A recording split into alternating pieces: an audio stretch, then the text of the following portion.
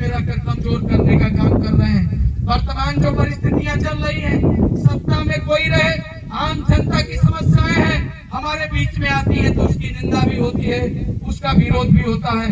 आज गरीब तो सारी परिस्थितियों से जूझ रहा है, डेली महंगाई बढ़ रही है, अब तो हर चीजों के लिए उसको संघर्ष करना पड़ रहा है। अब तो गैस सिलेंडर के लिए लोग लाइन में लगे हैं, आज गैस सिलेंडर भी नहीं मिल रहा है कितनों महंगे दाम पर।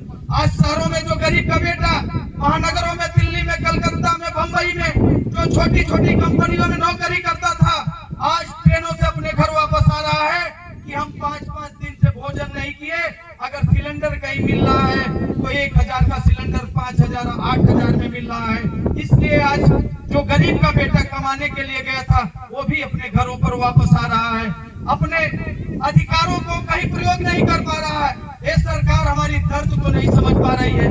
तब हम आपसे इस मंच के माध्यम से कहना चाहेंगे कि बाबा साहब ने बहुत ताकत दिया था। बाबा साहब ने इस बात को कहा था कि संगठित बनो, शिक्षित बनो, संगठित बनो और संघर्ष करो। बाबा साहब ने कहा कि व्यक्ति जन्म से महान नहीं होता, व्यक्ति अपने कर्मों से महान होता है, अपने कर्मों के द्वारा महान होता है।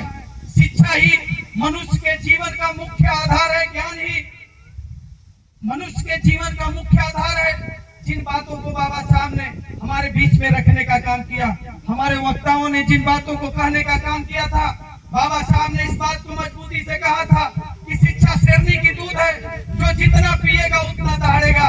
इसलिए इन बातों को कहा था कि आपके हमारे बेटे अगर पढ़ेंगे लिखेंगे तो अधिकारी बनेंगे, अधिकारी नहीं बनेंगे तो कलर बनेंगे, टीचर बनेंगे, सिपाही बन जाएंगे, छोटी नौकरियां पा जाएंगे, 4th क्लास की नौकरी पा जाएंगे। वही गरीब के लिए बहुत बड़ी नौकरी हुआ करती थी। आज वर्तमान की सरकार ने बाबा साहब के दिए हुए उन अधिकारों को भी खत्म किया। आज जो हम पक्के घर मकानों को देखने का काम करते, चाहे आज पिछड़े दलित वंचित समाज में, चाहे जो कोई भी व्यक्ति हो जिसके पास बहुत जगह जमीन नहीं थी, अगर आज उसको हम कहीं भी थोड़ा देखते हैं कि इस गांव में संपन्नता आई है तो जरूर पता चलता है कि यहाँ पर इनके बेटों ने कोई अध्यापक बना, कोई सिपाही बना, कोई दरोगा बना, कोई अधिकारी बना। आज उन नौकरियों को भी सरकार ने खत्म किया। तो हम बाबा साहब के उस संविधान को, लोकतंत्र में जो एक ताकत थी, वोट को देने से जो सरकार बनाने की हमारी ताकत थी, आज उस हमारी ताकत को भी वोट के अधिकार के माध्यम से धीरे धीरे कमजोर किया जा रहा है। आज SIR हुआ, बाबा साहब ने तो हमें वोट देने का अधिकार दे दिया। SIR के माध्यम से वोट काटे जा रहे थे, एक साजिश के माध्यम से, लेकिन उत्तर प्रदेश के लोगों ने जिनके अंदर जो जागृति थी उसे मजबूती से उसका फेस किया, उसका मुकाबला किया और अपने मतों को बचाने का काम किया। लेकिन जहां पर लोग जागरूक नहीं थे उनके बहुत से वोट कटने का भी काम किए। इसलिए यहाँ पर बैठे हुए हम अपने सभी लोगों से अनुरोध करना चाहें कि बाबा साहब मामूली व्यक्ति तो नहीं थे।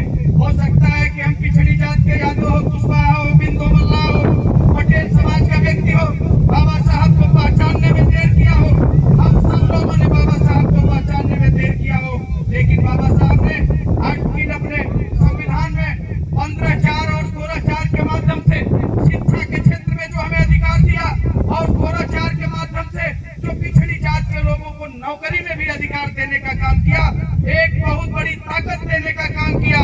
और इन बातों को इसलिए बाबा साहब ने उनसे कोई मांगने का काम नहीं किया था। बाबा साहब से कोई इस बात को यह नहीं कहा था कि पिछड़ी जातों के लिए भी व्यवस्था कर दीजिए, लेकिन स्वतः उन्होंने देखा था कि ये पिछड़ी जात के लोग जो गुमराह हैं, किसी बहकावे में होकर अपनी बातों को नहीं कह पाते, इनकी भी आर्थिक सामाजिक स्थिति बहुत कमजोर है। इनकी आर्थिक सामाजिक स्थिति को देखकर उस आर्टिकल में इन्होंने प्रावधान किया कि जब सरकारें चाहें इनकी स्थिति को देखकर शिक्षण संस्थानों में इन्हें छात्र